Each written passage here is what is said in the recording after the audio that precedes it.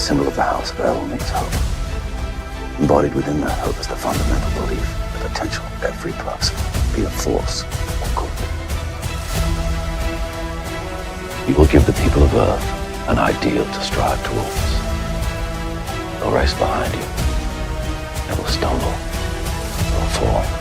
But in time, they will join you in the sun. Amazon's attack. Oh, God. Every Wonder Woman fan watching this just reacted exactly like Jin did. Welcome to Comics League. I'm Jared, and today we are discussing why DC Rebirth actually failed and did more damage to DC than DC would like to admit. I'm Jared, and so, but by the way, so I'm doing this because Britt and I had to postpone a week, Super Wonder Legacy, where we're going to talk about a similar topic.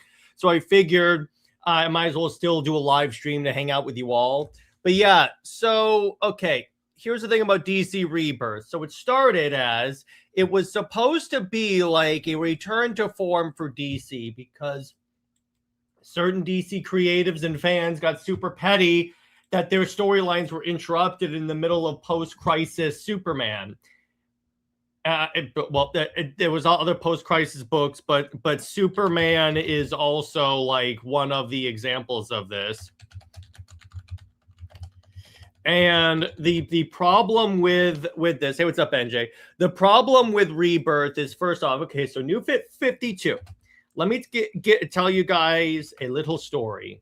So DC, at a certain point in post-crisis, the sales were like not going well for DC. It objectively wasn't. And so Warner Brothers was bought by AT&T, and AT&T said, you have to improve your sales or we're going to shut you down. And by shut down, I don't mean they would stop doing like Superman, Wonder Woman books and stuff. What I mean is like they would outsource the comics to other companies, which they could still do. So what they ended up doing was they did that. And then at the time, Jeff Johns was doing Flashpoint, which was originally supposed to be just a regular like Flash story where he comes back to Earth and to the regular world, and it's back to normal. That's very important. It wasn't supposed to be this universe-ending storyline. But what happened is, as stuff normally works, the story got a life of its own, and then ended up like completely rebooting DC continuity because they figured, hey, if we have Barry go back in time and change stuff, and like he goes back and undoes it, there would still be some residual changes, right? Not necessarily, but that's the way DC works. So that's what they did. Eventually, so Rebirth came from later. So New 52 happened, and it revitalized DC. The book sold fantastically. A lot of the post-crisis fanboys were pissed off because it undid post-crisis. But again, it's like if post-crisis was causing DC to need to be rebooted, what are you doing?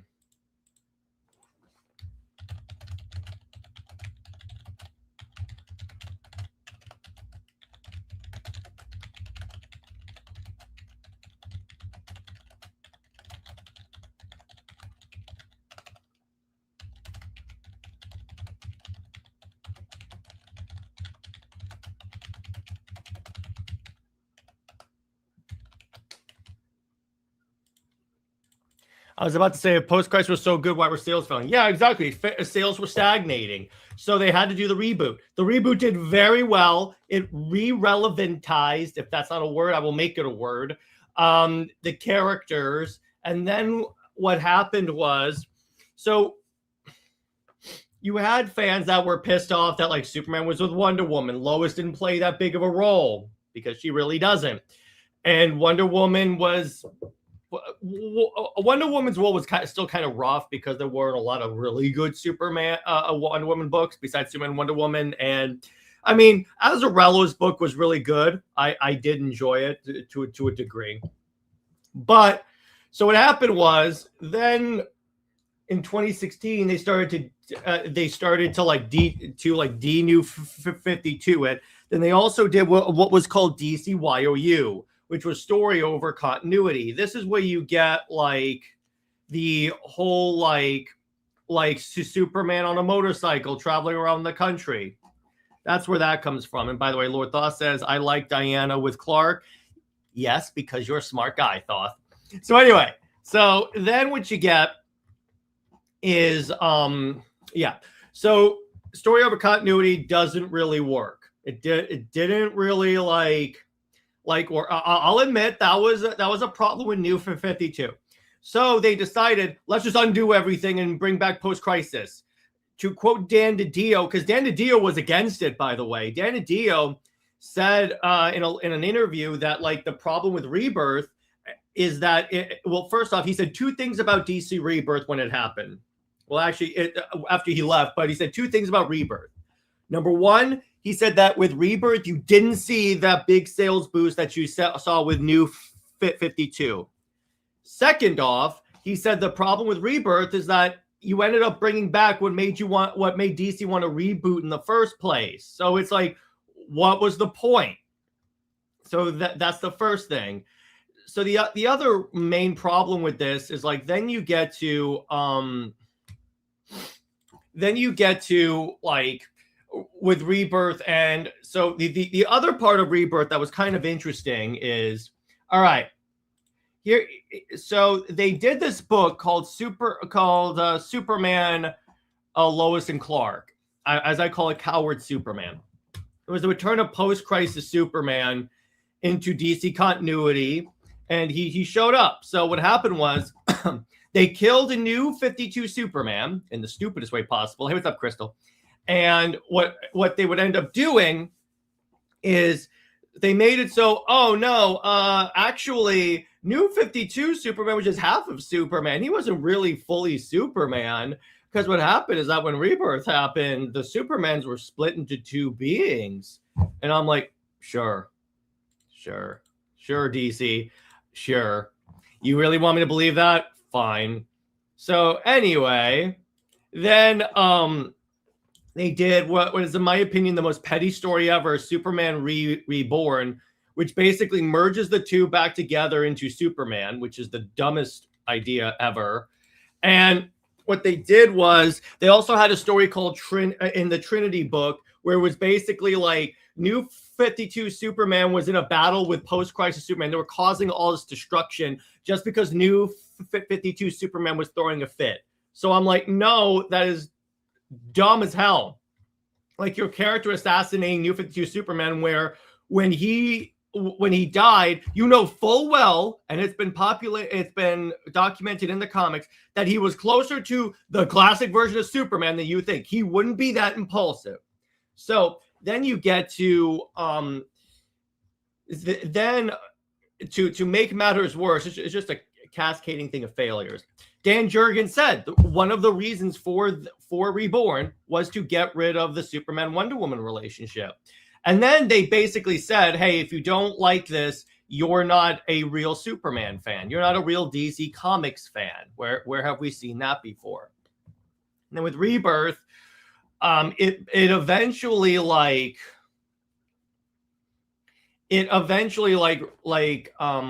the word? It eventually spiraled downward. And then it's like, so with that Superman and Lois book, all right. So the Superman Wonder Woman book from the New 52 debuted at like 100,000 comics sold. Well, pre-ordered, but 100,000 pre-orders. Again, 100,000. You may be wondering, Jared, how much did that post-crisis homaging Superman and Lois book sell? I'm glad you asked, my good friends. 30,000. So you go from 100,000 to 30,000. And it was the idea that they even marketed the return of the power couple, even though the first volume of Superman and Wonder Woman was called Power Couple. So I'm watching this, and I'm like, what the hell is it's like, so tell me again why this was healthier for DC, because it ain't. It never ceases to amaze me about how self-sabotaging that was. Yeah, that's the other thing, NJ. I'm glad you brought that up, because I'm going to talk about that now. The other thing it did, so one of the problems with New 52, that looking back on it, I do agree was a problem, was with Wonder Woman's world, where they made the Amazon super mythologically accurate, which that's fine to a degree, but the DC Comics Amazons, you can't just all of a sudden change them. So that's the first thing. The second thing was they did the whole Zeus origin for Wonder Woman, which I admit, so for me, it's like, if you can tell me a good story with either origin, I'm totally fine. But what Greg Rucka did, and he would later be a diva about it, he basically bragged that he and Dan Jurgens were trying to get rid of the new 52. Oh yeah, you read Tom King's Batman. I'm so sorry, Crystal. So then what happened with that is, so with Rebirth, Wonder Woman, they made it so Diana has never been back home, and that the Themyscira that she went back to is just a mental construct. And I'm like, that makes no sense, because Superman, Batman, and Deathstroke have been to the island. Are you telling me they have never been to Themyscira either? Do you see how lazy this was done? I never understood this. Also, I like John, but I'm starting to feel like he serves no purpose. Well, because you know why? You know why he was created? He was created not because he was created to solidify Lois and Clark. That's literally the character's reason for existence. It is not like they had a plan for a character. No, that is not that. It was just to solidify Clark and Lois together. And you notice, here's how I know that's true. What has he done besides that? What has he really done besides that? The character, you could take out John from DC Comics and the stories change very little. That's the funny part about it. I'm like, wait a minute here. He literally has no real influence over DC. And then, Cameron. So basically, because I like Superman, I'm not a Superman fan. Yeah. Oh, yeah, exactly. And it's very similar to the way the Snyderverse fandom has been treated, because it's like, wait a minute. So if you like Snyder's movies, you're not a DC fan. If you don't like, if you like New 52, you're not a comic book reader. I'm like, wait a minute here. Maybe we just like different versions of the characters. Maybe that's true. I like New 52 the best, obviously, but that doesn't mean I don't like discount the other versions of the things, the fans of the other thing. I've been clear. If you like DC Rebirth, that's great for you. I'm glad you like it. And then Cameron says, honestly, I would rather Clark have adopted an alien child, but that's just me. Or again, this whole thing about characters needing to have kids is like really like not it's something that I really don't like. That I really think is annoying, because they keep pushing this, and I'm like, it just ages the character and severely limits what you can do with the character. Ephra says, was it a failure? It reset pre-New 52 continuity, led the way to Dark Knight's Metal and Dark Knight of the Aaron schedule, Doomsday Clock, hurt the DC line overall. Yeah, it was a failure, because the sales did not reflect that change. And you could argue Metal and Death Metal did damage to DC Comics as well. So just because it had some good storylines, which I admit it did, doesn't mean the overall thing was a good thing for DC Comics. The resetting of the pre-New 52 continuity, you're acting like that was a good thing. That was the continuity that made them want to do a reboot. Silver Age Superman fans who make the majority of DC Comics right now is a big problem. Yeah, exactly. That's the other thing, because these writers were pissy that they had all these stories planned during the post-crisis era, and they didn't get to do them because DC rebooted. And they're like, oh, they threw basically a temper tantrum, because most of them have the emotional maturity of a child. And I'm like, guys, I'm sorry, but that's what happens when you work for a company. You don't have control. You really don't. You can't just go in there. It's like Greg Rucka throwing a fit because he goes, I was told I was going to have total control. I was going to be able to do whatever I want. They lied to me. And I'm like, you really thought they were going to give you total control, bro? You really thought they were going to let you do whatever you want? Another thing I hate about New 52, everything they did with Wally West, and I'm not about to get started on the Titans. Okay, I'm not going to say New 52 was perfect, but they were going to like said it. Also, why have everything Bruce and Hal did stay? Well, because those were selling. Plus, with Green Lantern, if you kept all of the space stuff, that's fine. Because if you look at it, as long as you didn't reference the Earth parts of the storyline, like say for instance Blackest Night and Sinestro Corps War, that was fine, because like you could say that, because remember there was a 5-year gap between Justice League Volume 1 and the time when the DC universe officially like really takes off. So you could say that like the 5 years where Hal was in space, that was like him doing like all the space stories and stuff. So that doesn't really bother me at all. And the Batman stuff, they later explained that Batman was a hero 5 years prior to everyone else. So Batman was really a hero for 10 years. So that's a little bit more explainable. So they addressed that for sure. Now, I'm not going to say that the New 52 was properly planned and everything, but that's because they were told, fix your sales or we're shutting you down. You have to do it by this date. They didn't have that long to plan it out. So that's the big problem there.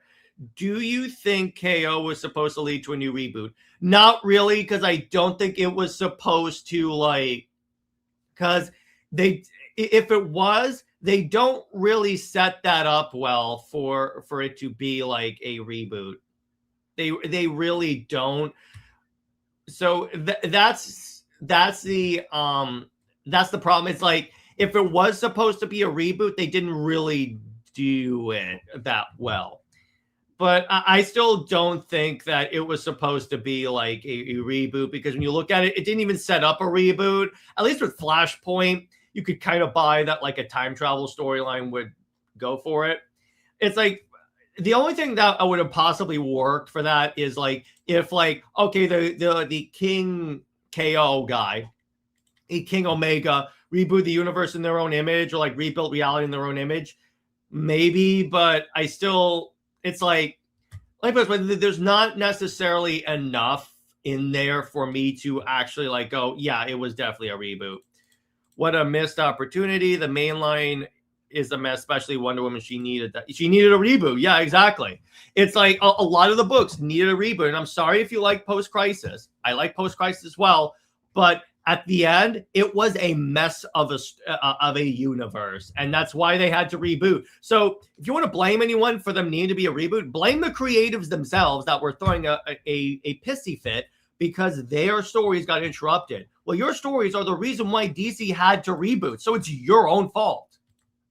That's the main point of this video. It's like, when you look at like why DC needed to reboot, it's not because of like they just willy-nilly decided to. It's because the creatives created a scenario where the continuity and sales were a mess. So it was essentially like, okay, we need to fix this. What's the best way we can fix this in the shortest amount of time possible? Reboot. There you go.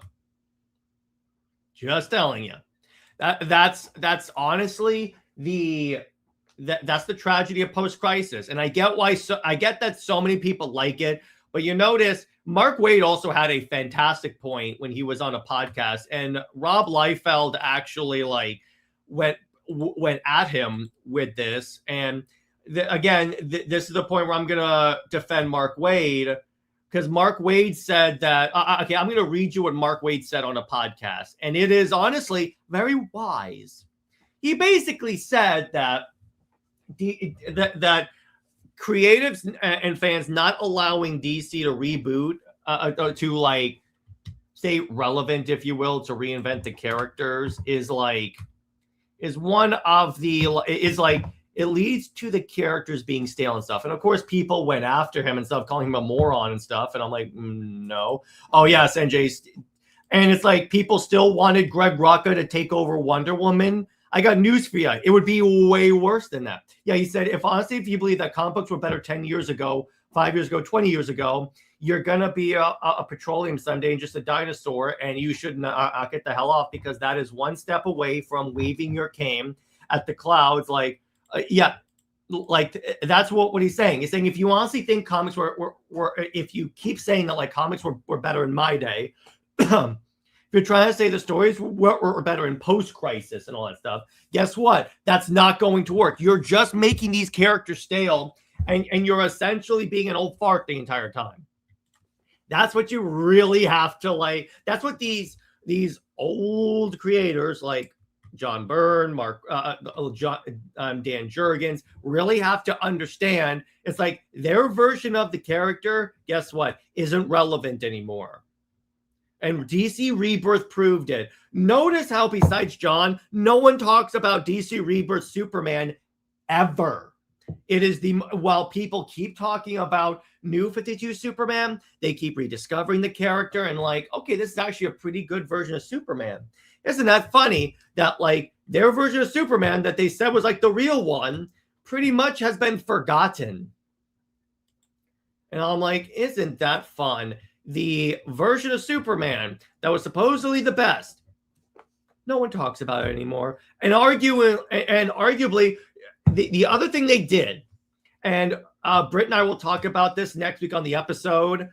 The other thing they did with this is that they tried to rectify the continuity so they could keep some stuff of New 52. So they tried to combine it together, much like the DCU tried to do, and arguably it's hurting.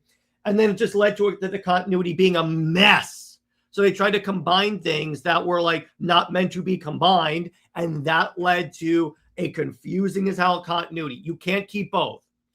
Enzo says Wally West return was the only good thing of Rebirth. The suit was amazing. Yeah, the Wally West part is so there were some things that needed to come back, like actual Wally West and not Wallace West, because he's not Wally West.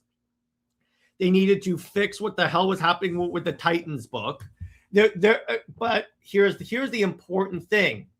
There was enough time, and if they really actually put the effort in, they could have fixed it.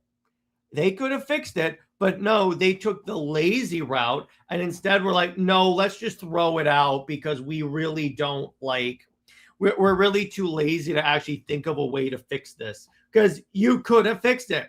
You could have repaired the continuity. You could have fixed all those problems, and you didn't. DC Rebirth is your hate project. It's like finding out the Joker took out your lady, and now you want your vengeance. I mean, it's not just that, dude. It's just that DC Rebirth objectively was harmful for the company. It's not. Let me put it this way: if DC Rebirth, if I still hated DC Rebirth, but it was good for the company, I would admit that it wasn't. And people keep trying to push it as it was best for the company. Just looked it up, and yeah, people are saying he's a moron. Yeah, but he's right. He's like, if you're going to keep pointing to this, if you're going to keep looking back in the past and not looking about how to reinvent the character, the DC documentary that's on HBO Max. The three-parter even said this. It's like, look, if the characters are struggling, it's not the characters, it's the creatives. You have to keep reinventing these characters for a new generation. You can't let them constantly be hung back in the past. I'm just like, what are you doing? Cassandra Cain was removed in the New 52 and Rebirth brought her back.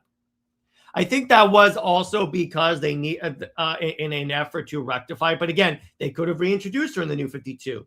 My point is, all of the corrections that fans wanted, rightfully so, could have been done without throwing out the baby with the bathwater. But it's like, but that's the issue. It's like DC took the lazy route and instead just like, we're just going to throw it all away because we're too lazy to actually make the effort to fix it. It was, I did with New 52. I will admit there was a lot of mess in New 52. Yeah, I'm going to tell you right now. Yeah, there was a lot of stuff that needed to be fixed. But again, they could have fixed it and it would not have actually like taken that much effort. It just would have taken some effort, but not really that much effort.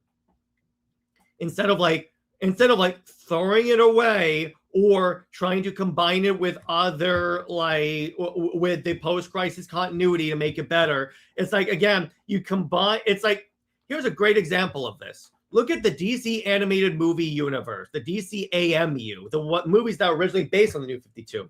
They tried this. They started doing post-crisis storylines like Hush and Death of Superman, and it wrecked the universe. You can't combine storylines with the New 52 if those storylines are antithetical to the New 52. You just can't. That's like trying to combine oil and water. It's not going to work. New 52 Superman was okay. He was the youngest Superman. Had so far impulsive with the character growth in his relationship with Diana. It had a beginning, a middle, and end, and I recommend it. No, it was good. Don't get me wrong. It didn't have to have an end. That's the thing. He was already acting like regular Superman. And it's like, then they crap on him through post-crisis Superman. I mean, that's my point. It's like they could have fixed the character and repaired everything people didn't like about him and not thrown it out.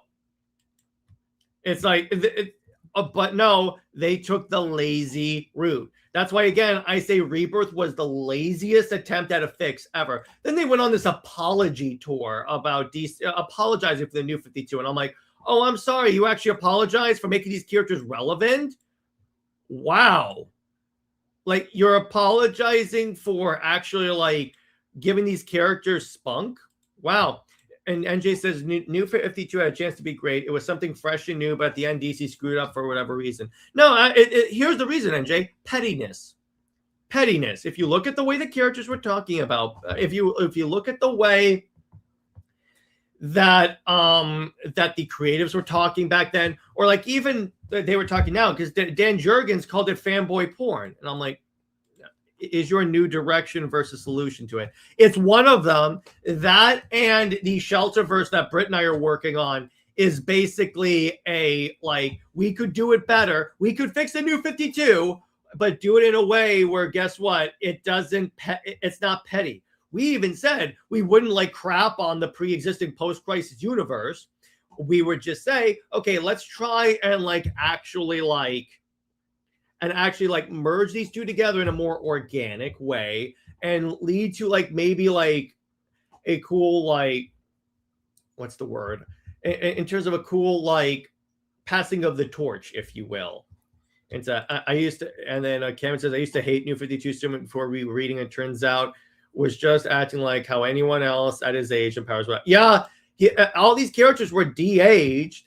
And it's like, people were like, why aren't they acting like the 30-year-olds that I was, 30 to 40-year-olds that I was reading? Yeah, that's why. Because they're young, because they were rebooted and their characters had to Superman had to grow into being Superman. But they didn't want, but people don't want to wait. Same reason why they were like, well, Henry Cavill doesn't act like Superman. Yeah, because it's the origin of Superman. But they're like, he has to act like this now. And I go, says who? Says who? Just because you're impatient but don't want to see actual character development, that's not Superman's problem. That's your problem. It's not DC's a failure that you are just too impatient to actually wait and enjoy good character development. But that's the problem. A lot of these fans are just impatient. I want it now. I want it now. That's exactly how they sound. I want it now.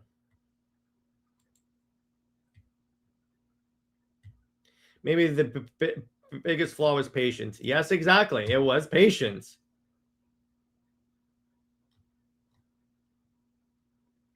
Because they just don't want to they don't want to see good character development. They just want to go back to having their surface level characters. You notice how they all they're all look at how awesome this is. It's just like the Chris Reeves. That's all you care about is the Chris Reeves Superman. And that's why, in my opinion, is spoiled, because he starts out as a big blue farm Boy Scout, says he should always be. And that's why, in my opinion, that is spoiled. Okay. Because he starts out as the big blue farm boy, people say he should always be. Yeah, he stays like that. It starts out, it's kind of funny. In many ways, that movie is a New 52 Superman, but then they just push him into, again, being post-crisis, even though Gunn admits that New 52 Superman, that New 52 DC got him reading comics again. It's the funny part about it.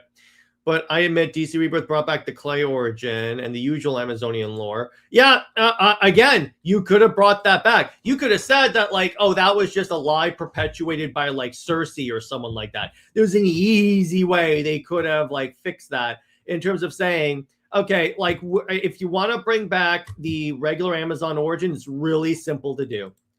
I meant not being patient enough to try and fix what they had. Yeah, that's true. A reboot is usually an easy way to solve the problem and the fastest.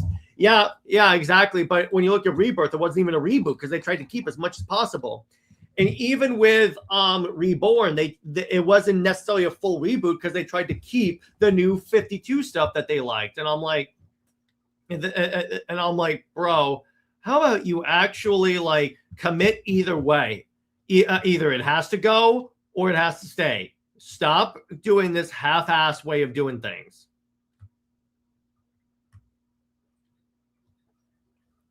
I think Absolute Superman is New 52. Yeah, it definitely is. And actually, let's talk about that. Isn't it kind of funny how when they do a universe clearly inspired by the New 52 and using all of those principles of the New 52, when they do that, it ends up being one of the highest selling things DC has ever done and propelling DC to overtaking Marvel. Isn't that interesting? It's almost like if they had actually supported the universe in the New 52, it would have actually like worked. And by A Court of Owls, it was one of those things. Yeah, Court of Owls was great. I love that. Christopher Reeve Superman has gone way too far. Gary Frank's Superman. Well, it's like even with that, Dave, if you look at Gary Frank's Superman as a kid, it looks like they just took Chris Reeve's head and put it on a child's body. It looks eerily creepy. And I'm like, the heck? That's why it's like I find it very hard. While I like Superman's Secret Origin, that's why it's really hard to read that, because when it shows Superman as a kid, that's what it looks like. Yeah, great rant. Thank you. I've been holding I hold a lot of stuff in for you guys, but at this point, it's like Britt and I are done pretending are done holding back at this point. But it's like, if you want to know how awesome this is, look at the DC documentary, because at the end, they start off talking about how the New 52 revitalized DC and had its spunk and edge and stuff. And I was expecting it to all of a sudden go, but it went too far, and thus we had to go back. And then Rebirth like really brought back DC. No, they don't even talk about Rebirth, period. They skipped DC Rebirth. It was to the point where the fan base was like, why did the DC documentary not talk about how Rebirth saved DC? And I'm like, because it didn't. It really didn't. If anything, it hurt DC, because the whole point of that documentary is you have to keep like essentially reestablishing these characters for like the modern audience in a better way. This way, I don't mean the way that like a lot of like hacks in Hollywood say for the modern audience. I mean like for the modern comic book reading audience. That's what you need. Yeah, the young Gary Frank Superman meme was going around lately. Yeah, I know, exactly. It looks like Christopher Reeve's head just put on a baby. It looks really creepy. So I'm like, what the, why? That just doesn't work. But that's the interesting point here that I want to like relay here. It's like with DC Rebirth, it's like, again, there were some good books. Like, again, Jessica Cruz got a lot of like character development in the New 52, which I loved. Because as you guys know, I love Jessica Cruz. She's one of my favorite DC characters of all time. And then you had like a bunch of other like characters. Like you had Green Lantern was great. Batman sucked, but that's because it was Tom King. Flash was awesome. Justice League was meh to pretty good. It wasn't my favorite, but it wasn't bad. Superman in Action Comics. And then you get to like Wonder Woman was god awful. Like again, when she has that mental snap, Steve Trevor just puts her in a mental institution. And I'm like, the hell, man? I still see people saying David is the new Reeves. I'm hoping Man tomorrow. Well, here's the thing about Corn Sweat. Here's the event. Here's why.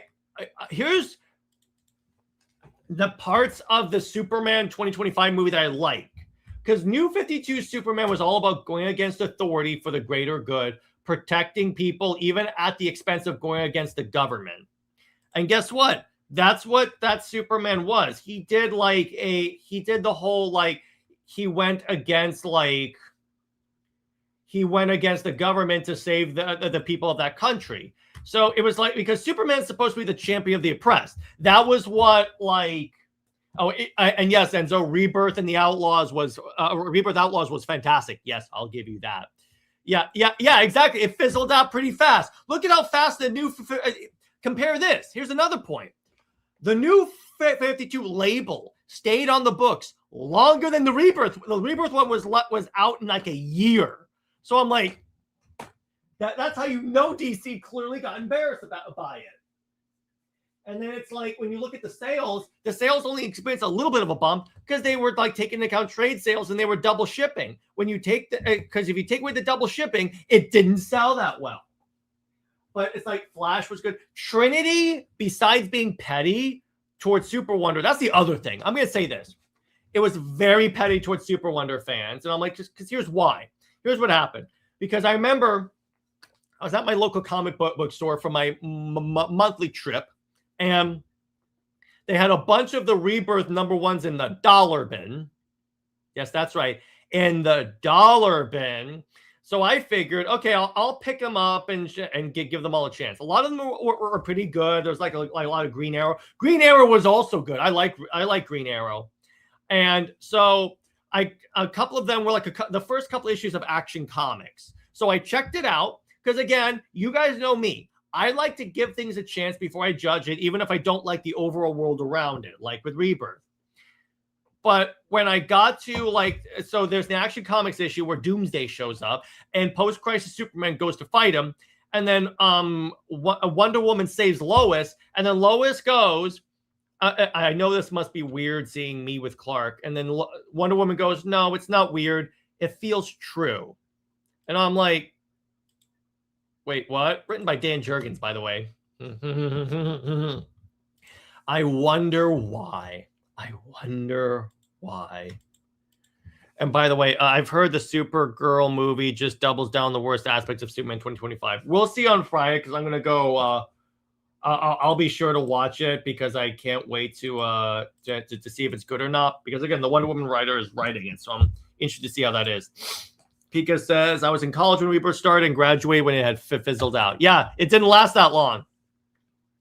And then Fair, and I do wish we saw him in the war for protecting, saving people. But them shooting Superman was great. Yeah, that was good.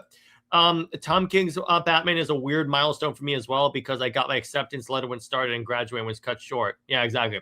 I'm seeing on Sunday. Yeah, that's around the time I'll see it because I work on pretty much. So that's when I'll probably have the time to see it. And again, if it's great, I will tell you guys that, okay, it's pretty good. If it's bad, or I'm going to tell you, I'm not really that into it. The Trinity Rebirth series first had Wonder Woman tell Lois she's not jealous of her and understands it's not her. That was the one where I'm like, while it's petty that you're saying it, it's less petty in the way it's phrased. It's like, yeah, she would say that. So I'm like, okay, she even said, I've accepted that the man I love is dead. So she even still admitted she loves Superman. So I'm like, that one is the one that doesn't bother me that much. It's the second volume where they're like that, where they have Rebirth Superman fighting New 52 after the merging, and then you have like Superman in the mindscape causing all this damage, and then it's like, and then it's like they make it out like he didn't care about causing all this damage, and I'm like, no, that is extremely like that as mean spirited. I've also managed to get a ticket for Friday release. Yeah. I'm gonna see it, but I'm hoping it succeeds. Yeah, me too. I'm hoping it succeeds because, again, I like seeing other DC characters get their time. I don't think it's gonna succeed monetarily because the pre-orders are not doing so well, but we'll see. We'll see. But yeah, so let me open it up to some questions. If you guys have any questions about DC Rebirth and New 52, go ahead, fire away. Ask me any questions. Throw me hate if you like Rebirth and think I'm wrong. Go ahead.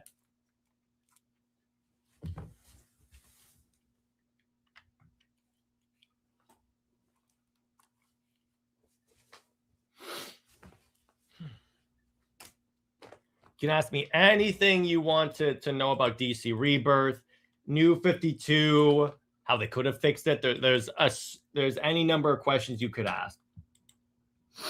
And I will ask any of it. By the way, did you guys see that Ben Affleck wore his Batsuit to his son's birthday party? The man loves Batman.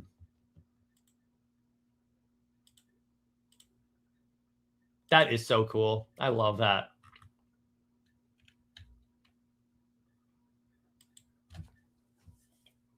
That is really cool.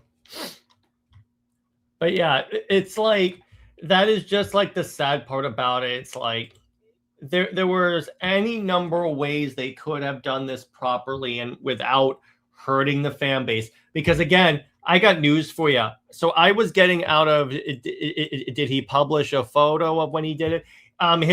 Jennifer Gardner did of him like at his son's birthday party dressed as Batman.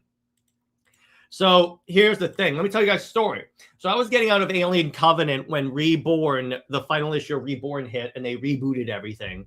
And that's when I saw the tweet by Jurgen saying, yeah, the intention of it, among other things, was to get rid of Superman and Wonder Woman. That's when I stopped reading comics until the Snyder Cut got announced. So that was 4 years without comics. And that's when I came back during like Rebirth and stuff. I mean, during after Rebirth had gone and they had broken up Superman and Wonder Woman and stuff.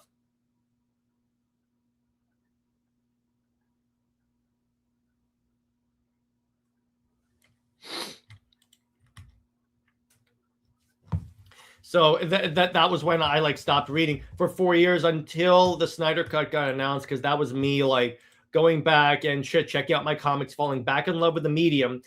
And then it's like, and if you notice, but the other thing that's kind of funny when you look at it, they actually like undid a lot of the stuff that Rebirth did. Like G. Willow Wilson broke up Diane and Steve, and that was one of the things that was pushed by Greg Rucka and Wonder Woman Rebirth in the first volume, is they got back together. And then G. Willow Wilson's like, nah. And I'm like, I love that. I checked out because I was going through like everything I missed, and I'm like, oh, they broke up. Interesting. And they would stay broken up until Tom King like forced them back together. So anyone saying that they were together for so long is wrong. New 52 gave an opportunity for many lesser known characters and new ideas to shine. Yeah, because what they did was, the deal was like, it gave us the opportunity to like try out all these different characters. And it was like, it's like, because OMAC got a book, the Wildstorm characters got a book. They even had this great book called Men at War, where it's military soldiers doing like military operations in a war with superheroes. I've long said that's a fantastic idea.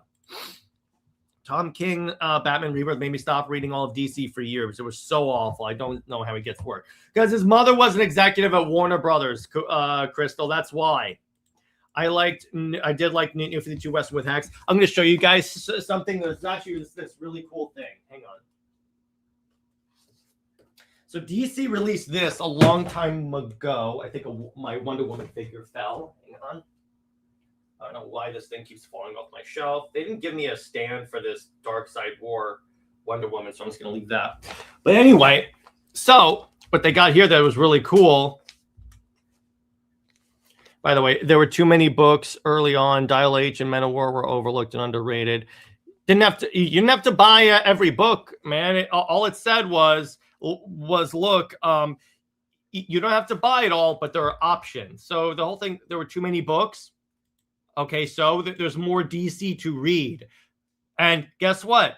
The sales reflected it, because the sales were massive for New 52.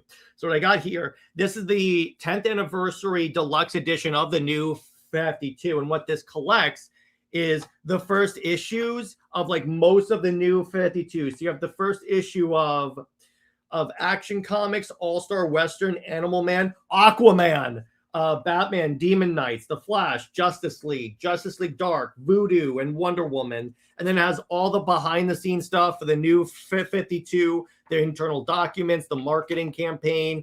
There was like a ton of stuff that they put in there. All of the original sketches by Jim Lee. Enzo says, do you think the Super Wonder would succeed if more editors pushed them more? Yes! I remember Orion kissed Wonder Woman and Superman, Batman, a villain targeted people important to Superman, and Wonder Woman was one of them. Well, that was before Wonder Woman, Superman met Wonder Woman, remember? And it's like, so that I didn't really count that as an issue, because like even in like Superman, when like in that Orion thing, and by the way, Orion kissed Wonder Woman, but Wonder Woman kicked his ass afterwards for kissing her. It's not like she enjoyed it. So that's not really a point there. You're missing the vital context. But do I think it would have succeeded? First off, it did. And in terms of like, would it succeeded more? Yeah, of course. If the editors had not been scared off by fans, sure, of course it would have been supported more. But then again, they were scared off by people. Oh, and also you had the crossover with He-Man during the New 52, where He-Man fought the Justice League, which was awesome. Started out well enough, Crystal, but declined due to a slow burn. Yeah, exactly. there was so much bad stuff in eventually in Tom King's Batman that when he tries to like deflect, because what Tom King does is whenever he gets backlash for something he does, he always drops the blame on other people. Like when he got backlash in his Wonder Woman run for pushing Detective Chimp, even though he said he brought in Detective Chimp because he was trying to pitch a Detective Chimp book. He eventually said, no, that was Sampere that wanted Detective Chimp in there. Or it's like in that he complains, oh, that was the Dio and all that stuff. That was all these other people. That wasn't me, because he wants to say that like he is this fantastic comic book writer, even though he's not. Tom King is arguably one of the worst comic book writers of all time. Nightfall animated looks really good.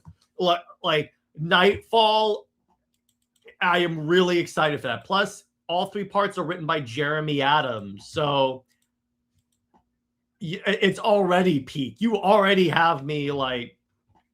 You already have me. All right, so Crystal. So I recently picked up. Let me put this back on my shelf that I can show you. So at the same time that the New 52 was happening, DC had the rights to publish the He-Man comics, and I got the omnibus here. Yeah, that's a lot of comics, and one of them is the Justice League fight He-Man, and then eventually they team up with He-Man. So it was a really good crossover that I enjoyed, and my day's going fine, Tevia. But yeah, the art style for Nightfall just looks really good. Yeah, Tim Drake Robin looks good, and well, not changing the story. It's Jeremy Adams. That man will not screw up Nightfall. I have no doubt about it. The fact that it's Jeremy Adams behind it like gives me like all the confidence in the world, because that man is one of the best comic book writers to be writing comics right now, bar none. Jeremy Adams is the GOAT. He and Kelly Thompson are my 2 favorite comic book writers right now, like bar none. Kelly Thompson because Absolute Wonder Woman, and this guy because of like, Jeremy Adams because of Green Lantern and Aquaman. These guys clear. And when Britt and I talked to him, one of the things Jeremy said is like because he prefers Wonder Bat, but I asked him because so many of the universes he writes in, Superman ends up with Wonder Woman. So I asked him about it and how like all this stuff happens, and he goes, well, it's because he said because Jim Krieg, who was like a big Wonder Woman fan, was writing it. He goes, whenever you're asked to write something, even if it's something you don't necessarily agree with, write it the best you can. You owe that to the fans. And he always takes that perfectly, because he could obviously be petty and stuff, but he is not. And that is one of the reasons why, again, I will forever support anything he does. And Rebirth Wonder Woman's constant change in writers was insane. Yeah, exactly. Oh, no, that's exactly. It's a big omnibus. It also has all the classic like 70s and 80s era He-Man comics where He-Man crossover with DC. Remember, he said 4 parts and now it's 3. I think it's that. Yeah, exactly. The omnibus looks fun. It is fun. Michael Mando, aka Vaz from Far Cry 3 is Bane. Yeah, that looks really good. That's a good one. But yeah, it's like the more you give me Jeremy Adams content, the more I'm fine. The more I am good, because he will continue to give me good content. But yeah, there's plenty of like, so what other Rebirth related questions do you guys have?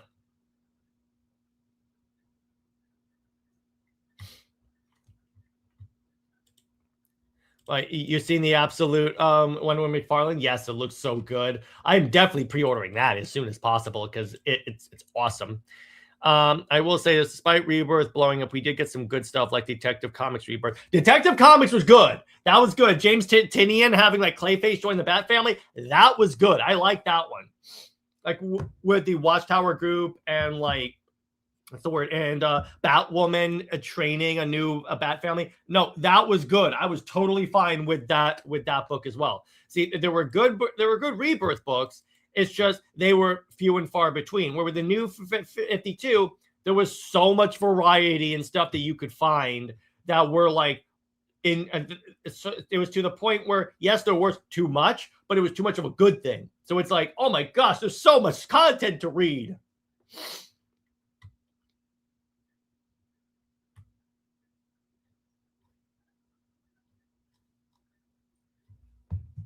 It's like there is just so much good stuff here.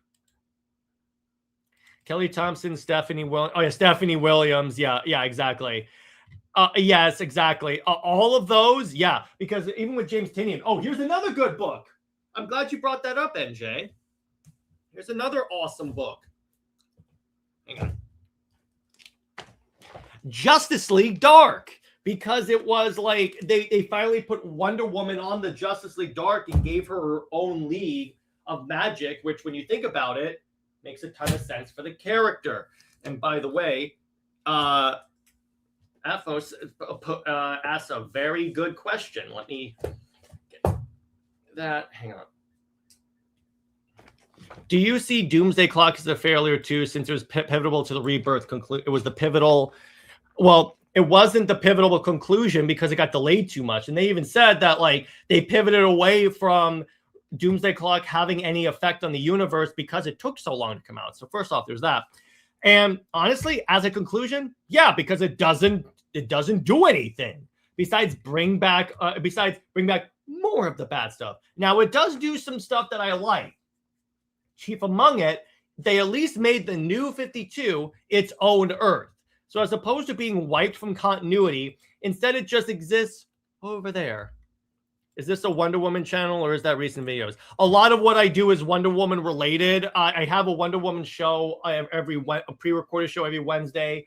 My co-host Britt and I do a lot of Wonder Woman content, and I do a Wonder Woman show every Sunday where I talk about just general topics. So a lot of what I do is Wonder Woman related because she is my favorite character. Do you think the button was supposed to connect to Doomsday Clock? Well, yeah, it is supposed to lead to Doomsday Clock. It's just like Doomsday Clock eventually fell apart because it was too like scattered. Cool. Yes, thank you. It's like Wonder Woman needs more people to talk about, to actually like talk about her and talk about her lore, because that's how you got so many like misconceptions about her. Like her world's not interesting. She doesn't have interesting villains because people don't talk about them. Wonder Woman has one of the most fascinating worlds in DC Comics, but they don't talk about it. Anyway, Vanessa was to this day ruined by Rebirth. At least Kelly is bringing back the Capitelis family. I know. There's so much stuff that you could do, that you have, that is like, God, there's so much good stuff with Absolute Wonder Woman that it's a tribute to Wonder Woman. Dave says, I like Doomsday Clock, but it felt rushed and retread. Too many of Jeff Johns' past things felt a little dated at the time. Well, yeah, here's the other reason why. It was clearly meant to be written in a different time period, but it got super delayed. And it was like a 12-issue series that came out in like years. So I'm like, what? Anyway, forgive my confusion, but how long was Doomsday Clock delayed for? Hang on, let me see.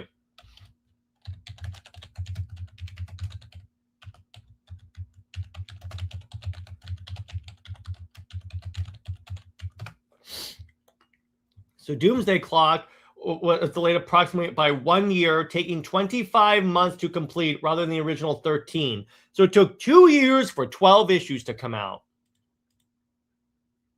And that's why it wasn't the end of DC Rebirth. If anything, Death Metal was. The reason why it wasn't the end, because it's like it took too long to come out and they had to advance the storyline. That's why it's like you all of a sudden you have these plot points that don't make sense. Like, say, for instance, like you have like all of a sudden there's some weird like anti-meta-human theory that like, oh my gosh, all of the like superheroes are created by the Americans. I'm like, that's a great storyline. Show me it. I hope we see Julia and Vanessa return to main continuity and getting the just they deserve. Yeah, well, Julia's dead. They could bring her back. They could bring her back easily. But Vanessa, definitely, I think that they need to do justice, because King doesn't know what he's doing with her, as with everyone with Wonder Woman. And then I've read Absolute and Historia, both great. Planning on getting the Rucka at one point next, or should I read something else? Okay, so with Rucka, don't read the Rebirth one. The Rebirth one is horrible. There's a post-crisis Rebirth, post-crisis DC Comics run by Greg Rucka, which was great. It's this Wonder Woman run is the good one. And then and then go straight to Phil Jimenez, and obviously read George Perez. You want to read George Perez's Wonder Woman, because George Perez is like the foundation that every Wonder Woman writer, whether you believe them or not, is going off of when it comes to Wonder Woman.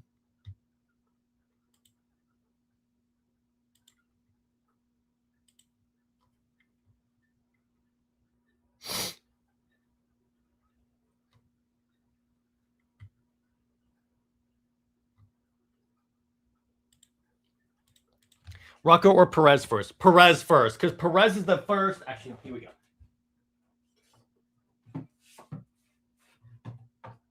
Because Perez is the first Wonder Woman run in post-crisis. So this is the, you don't have to read anything prior to this. This will give you Wonder Woman's origin and the establishment of her world. You want this first. Then you go to Rucka. Well, you could also go to John Byrne next. Hang on.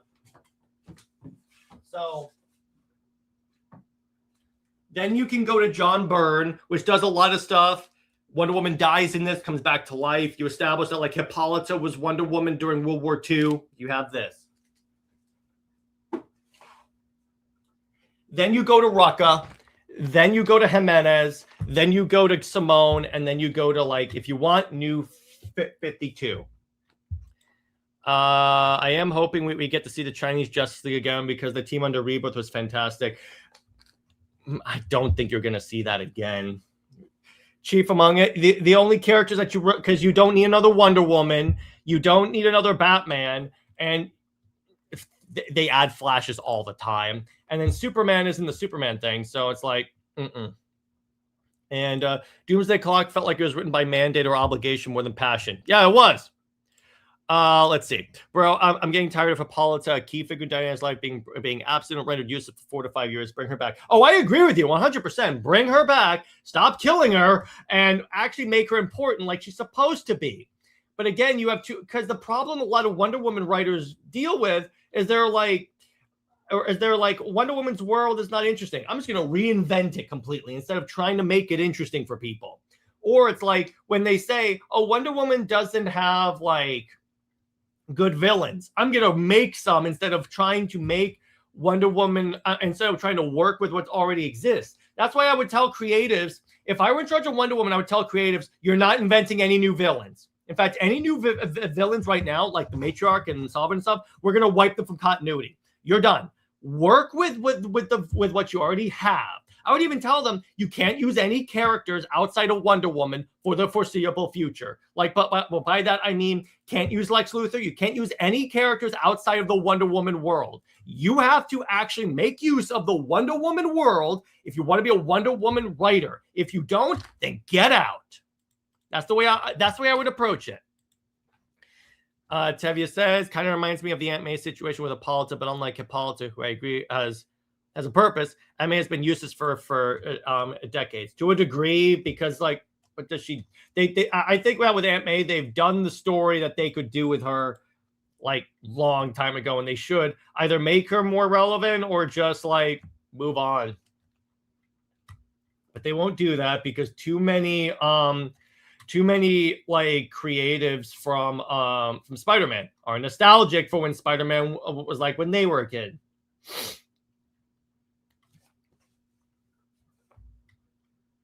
I thought I was the only person who loves Byrne's Wonder Woman. Byrne connected the four. Yeah, I know. That was awesome. It's like, oh my gosh, why wouldn't Darkseid go after the Greek gods? Because it's like, they're the new gods. Why wouldn't he go to war with the old gods? He connected them so well. And I'm like, when I was reading that, when I was reading the omnibus, I was like, why hasn't this been done before? It's like Byrne's Wonder Woman is actually pretty decent when it comes to a lot of like, it's not perfect, but from what it does from a plot point perspective, it actually is pretty solid and develops Wonder Woman's character really well. Also, Cassie Sandsmark is introduced in that run. So it's like one of the most interesting like reinventions of Wonder Woman in like, and again, the fact that it links the new gods and the old gods, that's something that like, I'm like, why didn't any other writer try this ever? Like, that doesn't make sense. Why didn't anyone think of this? But yeah, so what other questions do you guys have? I'm having a lot of fun hanging out with you guys. What else do you have? Okay, speaking of Darkseid, do you think Darkseid was used great in Rebirth, similar to Grail? Grail was used really well. I like that arc in Wonder Woman with Grail, so I like that. Do you think she was Darkseid wasn't really used in Rebirth, so I'm gonna say no.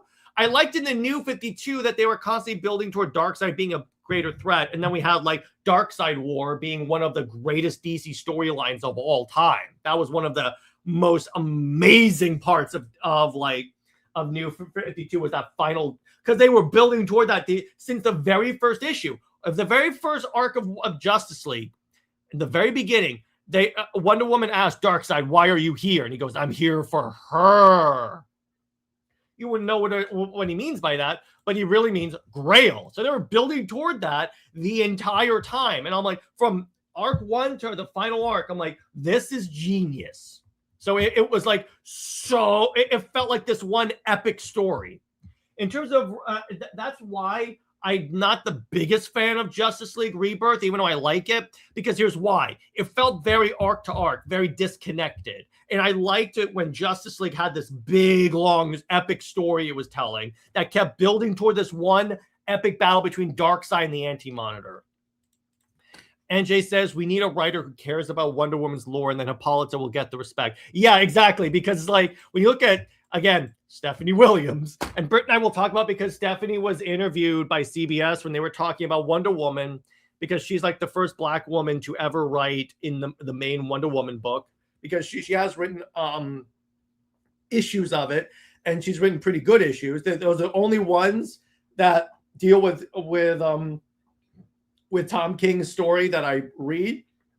I mean, that I buy, because I love Stephanie. She's a treasure, and she's a writer that I've cultivated a good friendship with. She'll definitely be coming on the channel more, because she said herself she loves talking to us. So there you go.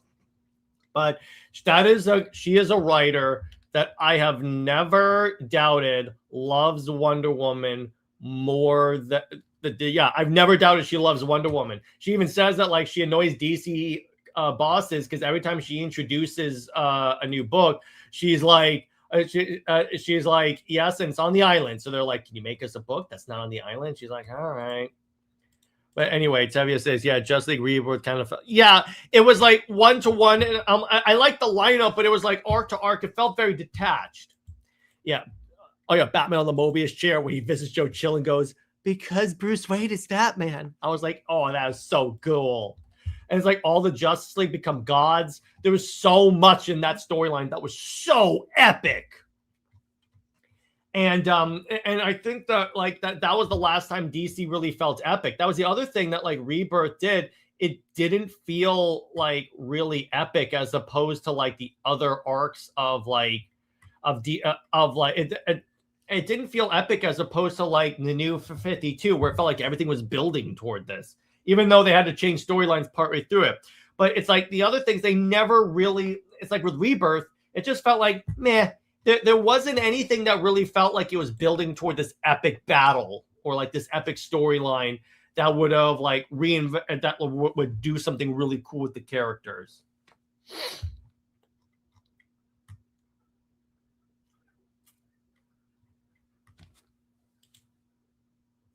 Yeah, so what other questions do you guys have before I wrap up for the day?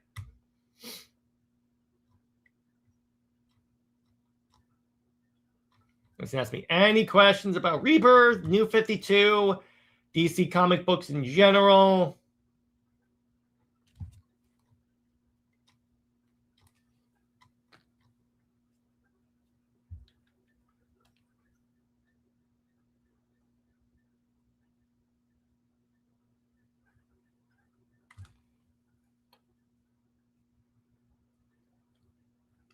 Can we talk about anything you guys would like to talk about when it comes to DC Comics, Rebirth, New 52?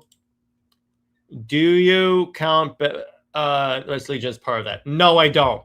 Because that was after Was that after Death Metal? That was after Metal, actually. So that Metal is kind of when people say Rebirth ended, and that was before He Who Must Not Be Named came on DC. So that's what I think. You think DC will keep King's lore when they get a new writer or drop it right away? Okay, it depends on what you mean by keeping the lore, because there's not that. I think that they will definitely like ignore it. Like, let me put it this way: the things that they need, the only piece of this that they need to address is Trinity, because the other stuff they can just ignore and pretend it didn't happen, except for like Steve dying, but arguably that's a good thing. But it's like that's the only thing that they really have to like address, because that's the only thing that will be stuck, because they can ignore they could ignore Sovereign, they could ignore Matriarch, because Matriarch's in the future and no one's gonna care about that character in the future. And so when it comes to Trinity, I feel like they're not going to keep Trinity around. I feel like they're going to retcon around at one point. And I feel like they're building to that with like them going, because I think that the way the arc is going to be is like Wonder Woman screwed with fate when she created like Trinity with the strings of like Steve and her. So I do feel like they're to undo that in the world comes first type of thing. If King is smart, they'll when they reverse everything that the Matriarch did, that will like undo that. Well, what do you think the New 52 Legion of Super is? Well, they undid the Legion, so it's like, and I didn't necessarily read that book, so I'm not going to really weigh in on that particular one. For how long exactly did we not get a good mother and daughter? Yeah, we do need it now, NJ.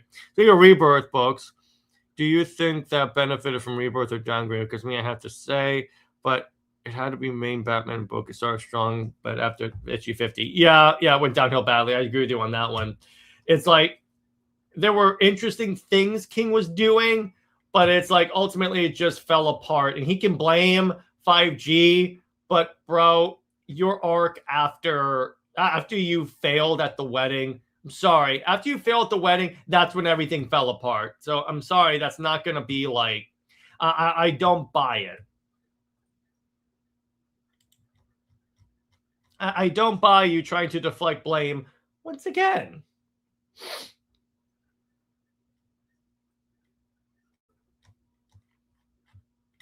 But yeah, so as far as what's going to be going on with Comics League in the future, so tomorrow I have a Wonder Woman video coming out talking about essentially either I'm going to talk about George Perez's greatest contributions to Wonder Woman, or the some more myths and misconceptions about Wonder Woman. In other words, what people that don't understand the character keep talking about when it comes to like Wonder Woman. New 52 didn't have Legion. I never knew that. Well, because it basically like, I mean, there were still some Legion characters that stuck around, but it was like they kind of, it was weird the way they did it, but also the Justice Society never formed, because there's the idea that like that's why the universe was darker, because they didn't have the positive experience of the JSA. So there's that.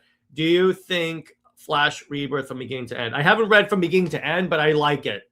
Your thoughts on Wonder Woman versus Darkseid in Rebirth by James Robinson? I love it. I think it's a pretty underrated arc, and I think it's very enjoyable because it goes with mythology, and we need more Wonder Woman versus Darkseid. Yeah, exactly. And by the way, so I'm going to do a vote. You guys can actually vote right now on what my Wonder Woman Wednesday episode should be. Should it be on George Perez's contributions, greatest contributions, or the myths and misconceptions about Wonder Woman? And I'm going to put a poll on here, and you guys can vote. So we're going to go with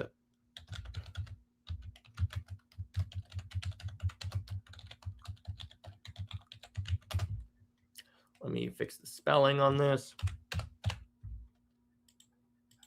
And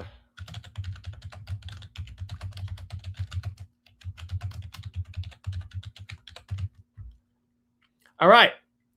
So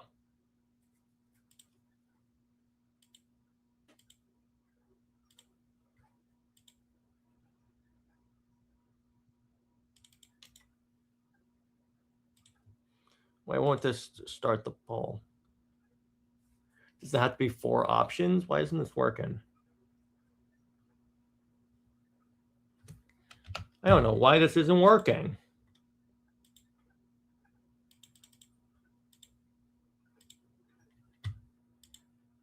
Tell you what, just vote. Just put in the chat what you guys would like to see.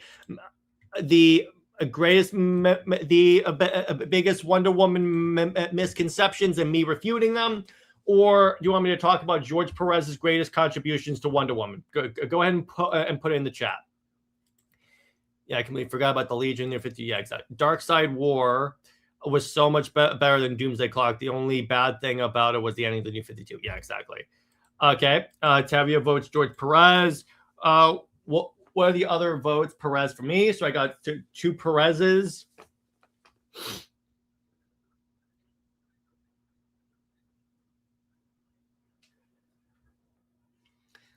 So it's George Perez. So again, I'm listing at least some of the greatest contributions George Perez made to Wonder Woman, the principles of his run. Okay, I have 2-1 for misconceptions. And misconceptions, I'm going to talk about what people get wrong about Wonder Woman and why it's wrong. Perez. Okay, so far, and then I'll probably have the one that doesn't win. I'll have it be the next week's episode. So it's not like I'm not going to do these.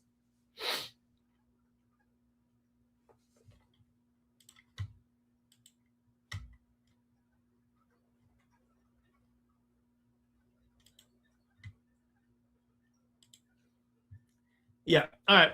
So in that case, it's going to be Perez this week. In other words, tomorrow, and then it's going to be Perez this week, and then misconceptions next week. Great. So I have a plan. And yeah. So as for that, obviously next week again, Super Wonder Legacy. Britt and I are going to be comparing New 52 Superman to Rebirth Superman and talk a little bit more about what the downgrade was. And then we're going to talk. And then for one Wednesday, I already did that. We're going to do Perez. For movie night, we're going to be talking about the road cut of Days of Future Past. And then for, let's see, what else? For Under Two Capes, I'm going to be talking about World War Hulk and Planet Hulk, or Planet Hulk and World War Hulk, if you will. And Amazon Answers, I'm going to be talking about I think I'm going to start doing a series about the Wonder Woman's relationships with different DC characters, starting with Superman. So Wonder Woman, Superman, Wonder Woman, Donna Troy. I'm going to save Wonder Woman, Batman for a long time, because guess what? That's going to be really easy for me to answer. She doesn't have a relationship with Batman. She really doesn't. But yeah, stay at work, everyone. Remember, Steve Trevor, Steve Never. And thanks for coming to this awesome live stream. It was really fun. I'll see you guys later. Bye-bye.